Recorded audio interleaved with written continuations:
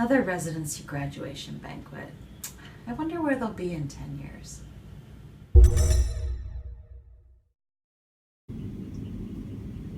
Oh, hello.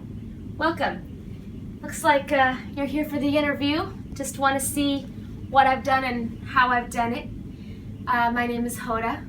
Hoda, the celebrity from the Hoda show. Well, basically, me and Kim Kardashian, she came to my office one day, had a mole on her butt, wanted to know if it was cancer. Turns out that it wasn't. And we became pretty good friends. I went on her show and eventually got my own gig. Taken over for Dr. Oz now, and we got the Hoda show. I grew up in this little place called Hennepin County Medical Center where they made me a doctor. They taught me a few things that made my show great. Number one, I made my show Q3 instead of Q4. Make sure everyone gets enough. Number two, I tell all my fans that we're going to roll over 2 patients to the next episode, but really we roll over 3. Make sure that all my shows are in by 11 a.m. It's a really big deal, hard cutoff line. I've got a candy bowl for all my staff. Shout out to Joe Smith. You know who you are. Also, I make sure everyone on the show poops. Shout out to Wojtek for that one.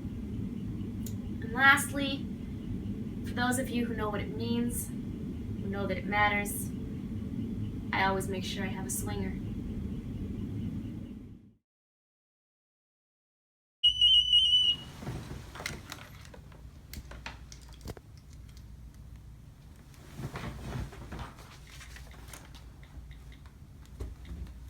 Hi, this is Dr. Kazmi. I was paged. Hey, Dr. Casby, this is Dr. Johnson from the emergency department.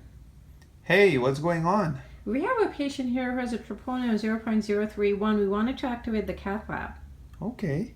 Is he having any chest pain? We haven't asked him that yet. Does he have any risk factors for heart disease? He confided in our medical student that his dog had chest pain about a year ago.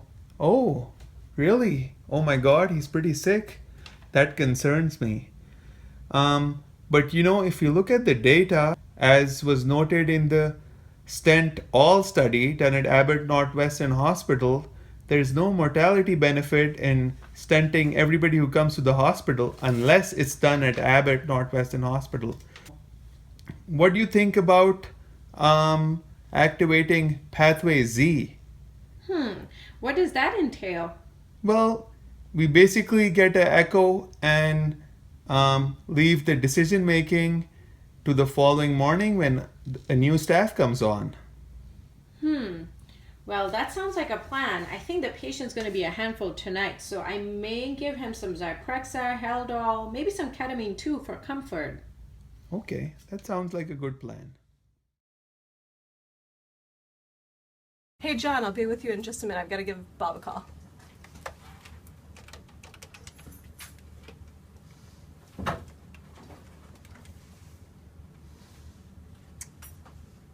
Yo, Bob, this is the new lung doctor, Kathy. I need you to take a look at the CT for me. So what's this guy's deal? Have you looked at it yet? Some kind of lymphocytic infiltrate? That's what I was thinking. Alright, yeah, let's talk later. Alright.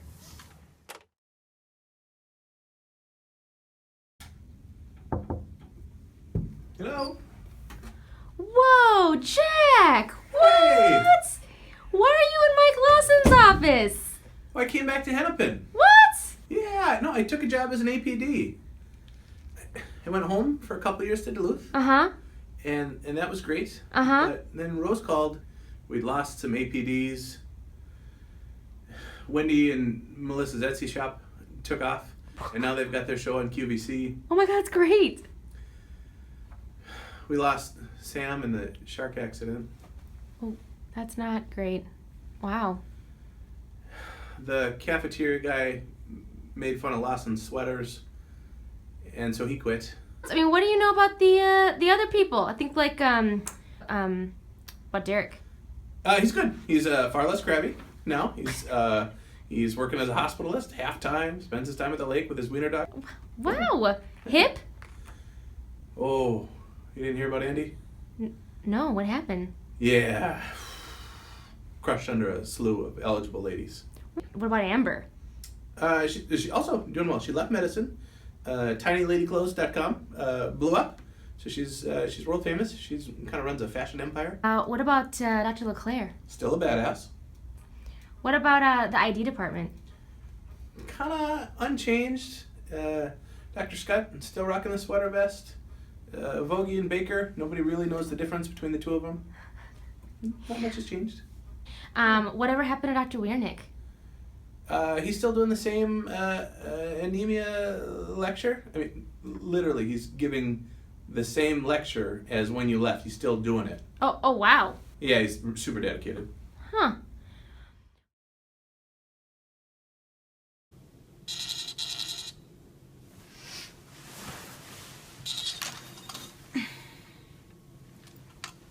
Hello?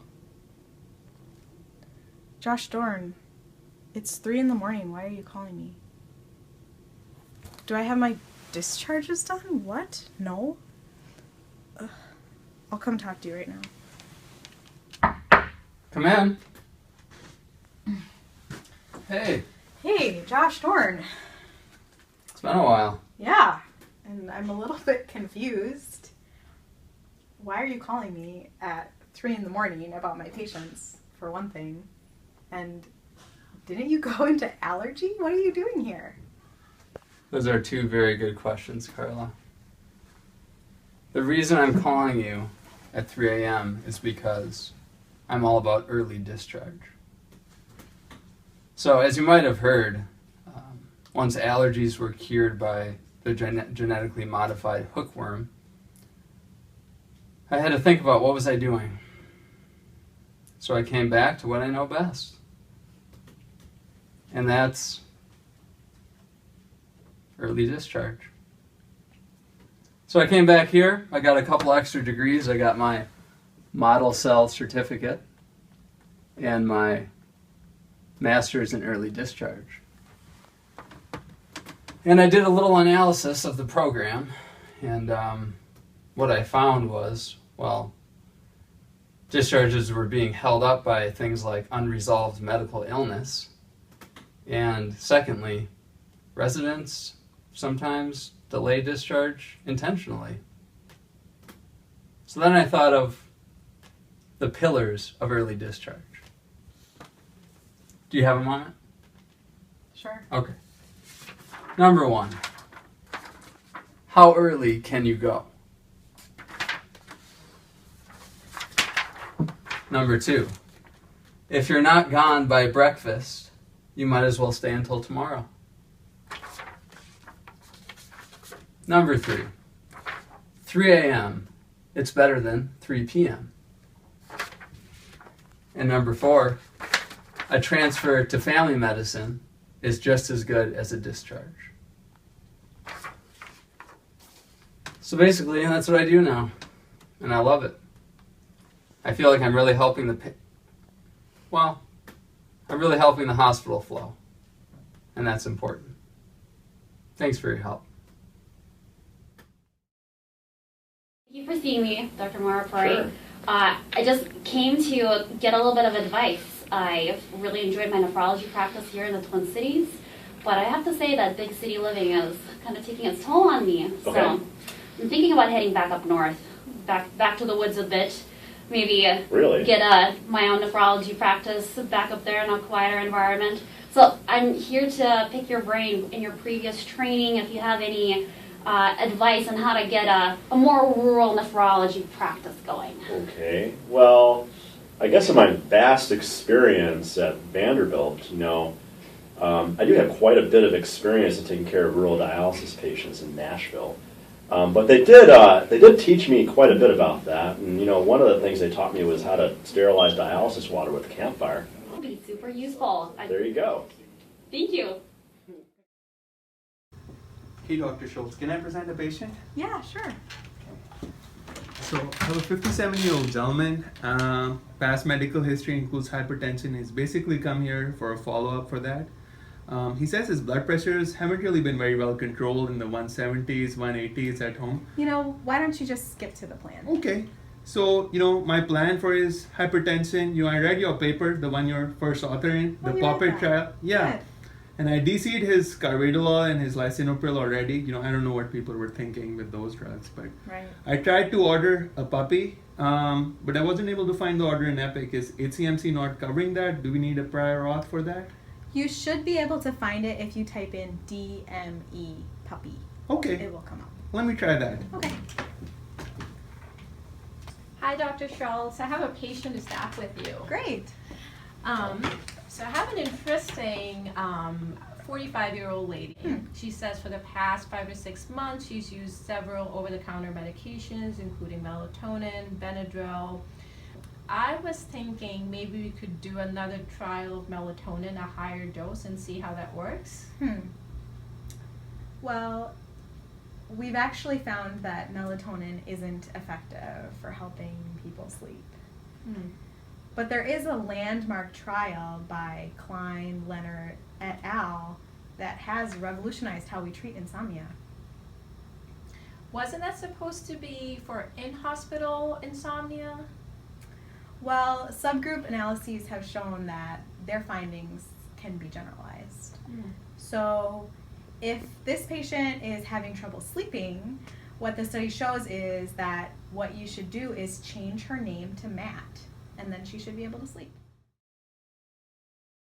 I'd like to welcome everybody to Grand Rounds today. Thank you for joining us. My name is Dr. Rossel. For those of you who don't know, I did my internal medicine training here. I went down to Baylor to do my cardiology fellowship. Learned how to do-si-do, y'all. My only disclosures today are Boston Scientific and Muscle Milk, both of which I am consultants for. So, the whole purpose of today is to bring everybody up to speed on my translational research that I've been doing, integrating CrossFit into the pericatheterization period, specifically comparing penguin squats to 2B3A inhibitors. Jessica Norris has kindly asked me to remind everyone that there will be no physical altercations allowed between the cardiology and the emergency department staff today. Steves, I'm looking at you two. Welcome to the gun show. Let's get going.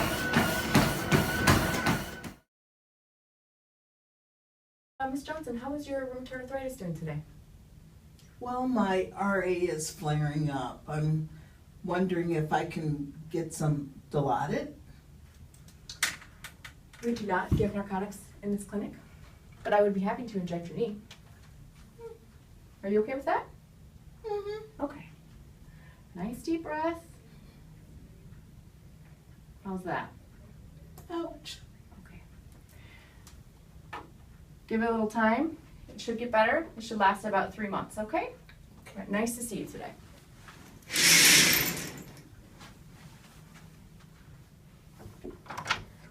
Hey, Nancy. Nancy? Where are the residents? I'm really behind. I got 5 patients waiting. Are they coming today, or what's happening? Oh, they have their own clinic. I got a ton of notes to write, and I'm not going to do them. They're going to do them for me. Okay? All right.